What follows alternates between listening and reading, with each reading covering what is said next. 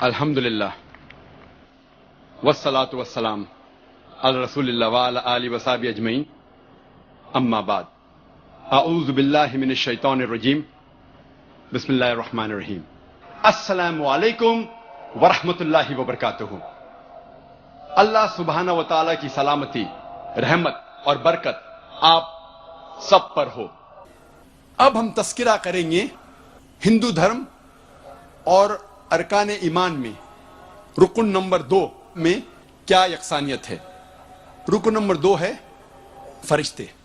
ہندو دھرم میں خصوصاً فرشتوں کا ذکر نہیں ہے، لیکن ہندو دھرم کی کتابیں پڑھیں گے تو سپر بینگز کا ذکر ہے جو وہ کام کر سکتے ہیں جو عام انسان نہیں کر سکتے۔ اور اسلام میں فرشتوں کو اللہ سبحانہ و تعالیٰ نے بنایا ہے نور سے، روشنی سے، اور ہر ملائکہ کا ایک خصوصاً مقصد ہوتا ہے بنانے کے لیے، اس کو ایک کام کے لیے فار اے پرٹیکولر ورک بنایا گیا ہے۔ مثال کے طور پہ جبریل علیہ السلام کو اللہ سبحانہ و تعالیٰ نے بنایا تھا وحی نازل کرنے کے لیے۔ جب اللہ سبحانہ و تعالیٰ وحی نازل کرتے تھے تب جبریل علیہ السلام وہ وحی کو لے کے آتے تھے اللہ سے پیغمبر تک۔ رکن نمبر 3 ہے خدا کی کتاب۔ پہلے ہم تذکرہ کریں گے ہندو دھرم کی کتابوں کے بارے میں۔ ہندو دھرم کی کتابوں کو 2 حصے میں بانٹا جا سکتا ہے۔ ایک ہے شروتی اور دوسری ہے اسمرتی۔ شروتی کی معنی ہے سمجھنا، وحی اس کی معنی ہے ٹو انڈرسٹینڈ، ٹو ریویل۔ اور شروتی ہندو اسکالرز کے حساب سے بھگوان کی کتاب ہے، بھگوان کے الفاظ ہے، اور یہ 2 قسم کی ہے، وید اور اپنشد۔ اور یہ سب سے اونچی ہے، شروتی اسمرتی سے اونچی ہے۔ اور ہندو دھرم کے اسکالرز کہتے ہیں کہ یہ دونوں بھگوان کی کتابیں ہیں۔ وید 4 قسم کے ہیں، رگ وید، یجروید، سام وید اور اتھروا وید۔ یہ ہے رگ وید، یہ ہے یجروید، یہ ہے سام وید۔ یہ 3 وید پہلے آئے، اس کے بعد آیا اتھروا وید۔ وید کے معنی ہے نالج، علم، لیکن کب یہ وید وجود میں آیا کوئی بھی نہیں جانتا ہے۔ کب، کون سی تاریخ کو یہ وید وجود میں آیا کوئی بھی نہیں جانتا ہے، اس میں اختلاف ہے۔ سوامی دیانند سرسوتی کہتے ہیں کہ وید 131 کروڑ سال پرانی ہے، لیکن اکثر ہندو اسکالرز کہتے ہیں کہ وید تقریباً 4000 سال پرانی کتاب ہے۔ یہ پرتھوی کے کس بھاگ میں سب سے پہلے یہ وید آئی یہ کسی کو نہیں پتا۔ کون سے رشی پہ نازل ہوئی یا کس نے لکھا یہ نہیں پتا۔ کب، کہاں، کون سی تاریخ، کس جگہ نہیں پتا۔ اس کے باوجود ہندو اس وید کو سب سے اہم کتاب مانتے ہیں ہندو دھرم کی، اول، سب سے اہم۔ اگر کوئی بھی دوسری کتاب وید سے ٹکراتی ہے تو ماننا چاہیے وید کی بات۔ پھر دوسرے نمبر پہ آتی ہے اپنشد۔ اپنشد کے معنی ہے Upanishad, to sit down near, نیچے بیٹھنا۔ جب گرو اپنے شاگردوں کو علم دیتا ہے اور بیٹھتا ہے اسے کہتے ہیں اپنشد۔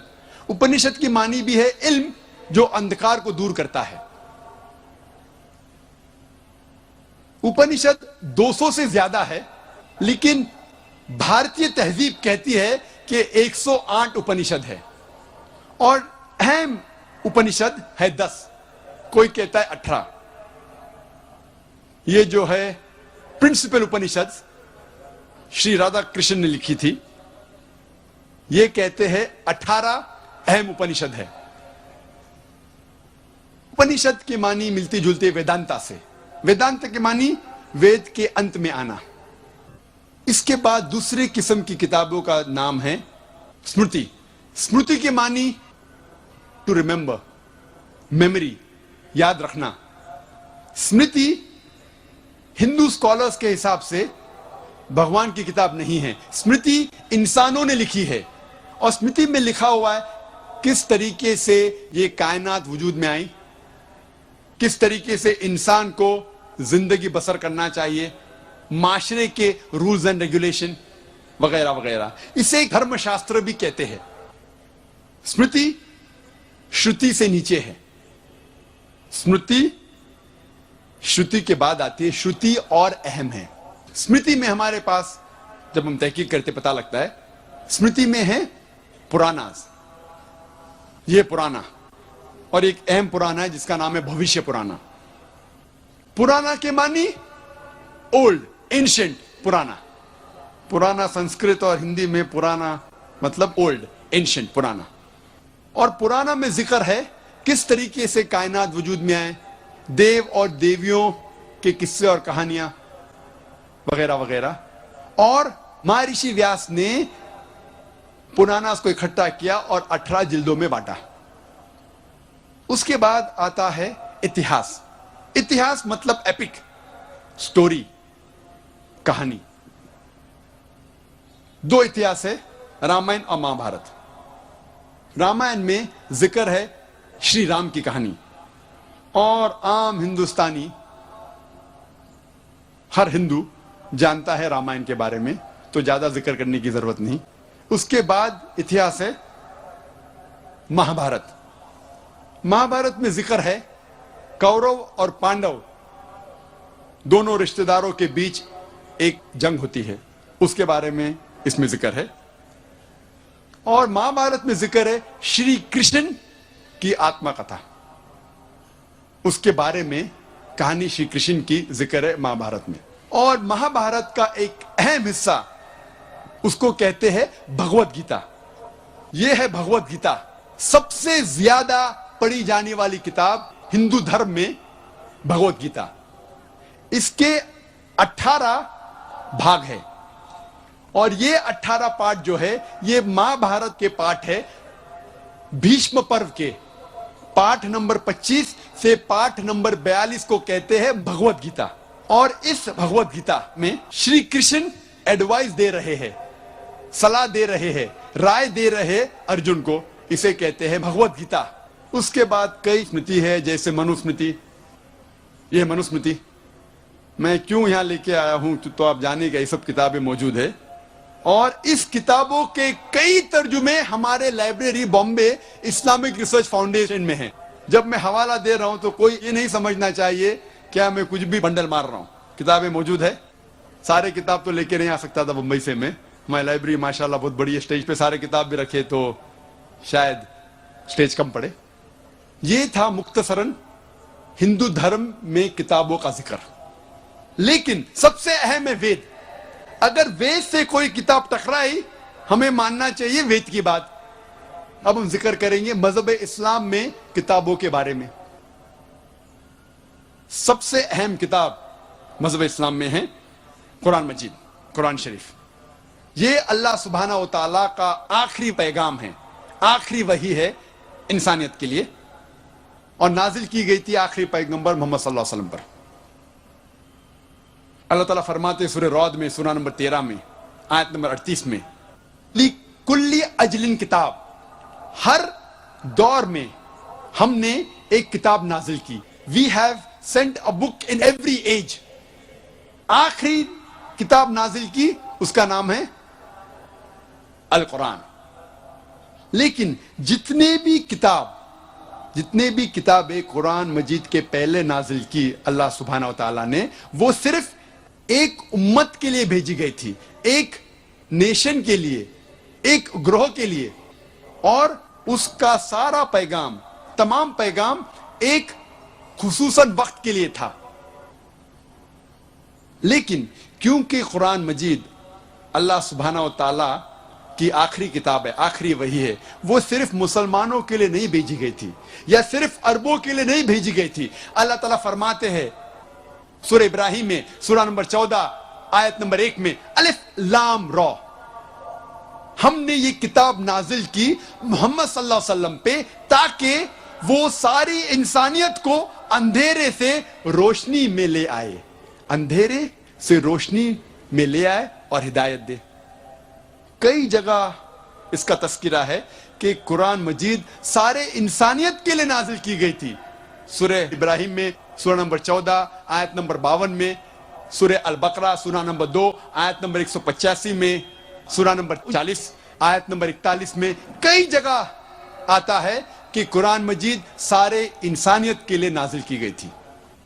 نمبر 2 پہ آتا ہے قرآن مجید کے بعد صحیح حدیث، جو آخری پیغمبر محمد صلی اللہ علیہ وسلم کی سنتیں ہے، ان کا کہنا اسے کہتے ہیں حدیث۔ جو آخری پیغمبر آخری رسول محمد صلی اللہ علیہ وسلم کے بارے میں کس طریقے سے انہوں نے زندگی بسر کی، ان کا لائف سٹائل، ان کے نریشن، ان کا کہنا موجود ہے حدیث میں۔ قرآن کے بعد نمبر 2 پہ آتا ہے صحیح حدیث۔ صحیح حدیث قرآن کی تفسیر ہے، کبھی بھی صحیح حدیث قرآن کے خلاف نہیں جائیں گی۔ قرآن نمبر 1، اس کے بعد آتا ہے صحیح حدیث۔ اب ہم تذکرہ کریں گے رکن نمبر 4 کا، خدا کے پیغمبروں کے بارے میں۔ سب سے پہلے ذکر کریں گے اسلام میں پیغمبروں کے بارے میں۔ اللہ تعالیٰ فرماتے ہیں سورہ فاطر میں سورہ نمبر 35 آیت نمبر 24 میں، وَإِن مِّنْ أُمَّةٍ إِلَّا خَلَا فِيهَا نَذِيرٌ، نہیں ہے کوئی قوم یا امت جہاں ہم نے ہدایت دینے والا نہیں بھیجا، کوئی پیغمبر نہیں بھیجا۔ اللہ تعالیٰ فرماتے سورہ رعد میں سورہ نمبر 13 آیت نمبر 7 میں، وَلِكُلِّ قَوْمٍ هَادٍ، ہر قوم میں ہم نے ہدایت دینے والا بھیجا۔ لیکن جتنے بھی ہدایت دینے والے آئے آخری پیغمبر محمد صلی اللہ علیہ وسلم کے پہلے، وہ صرف اپنی قوم، اپنی امت، اپنی گروہ کے لیے آئے، اور جو پیغام وہ لے کے آئے صرف محدود تھا ایک وقت کے لیے۔ لیکن کیونکہ محمد صلی اللہ علیہ وسلم آخری پیغمبر تھے، جس کا ذکر ہے قرآن مجید میں سورہ احزاب سورہ نمبر 33 آیت نمبر 40 میں، کیونکہ وہ آخری پیغمبر تھے، آخری رسول تھے، آخری نبی تھے، وہ صرف مسلمانوں یا صرف عربوں کے لیے نہیں بھیجے گئے تھے۔ اللہ تعالیٰ فرماتے سورہ انبیاء میں سورہ نمبر 21 آیت نمبر 107 میں، وَمَا أَرْسَلْنَاكَ إِلَّا رَحْمَةً لِلْعَالَمِينَ، ہم نے ان کو بھیجا محمد صلی اللہ علیہ وسلم کو رحمت بنا کے سارے عالموں کے لیے، سارے انسانیت کے لیے، سارے جہاں کے لیے۔ اللہ تعالیٰ دہراتے ہیں سورہ سبا میں سورہ نمبر 34 آیت نمبر 28 میں، وَمَا أَرْسَلْنَاكَ إِلَّا كَافَّةً لِلنَّاسِ بَشِيرًا وَنَذِيرًا، ہم نے بھیجا محمد صلی اللہ علیہ وسلم کو ایک عالمی پیغمبر بنا کے، لیکن اکثر انسانیت اب تک نہیں جانتی، کیونکہ محمد صلی اللہ علیہ وسلم آخری پیغمبر تھے، وہ صرف عربوں یا مسلمانوں کے لیے نہیں بھیجے گئے تھے، سارے انسانیت کے لیے بھیجے گئے تھے۔ وآخر دعوانا الحمدللہ رب العالمین۔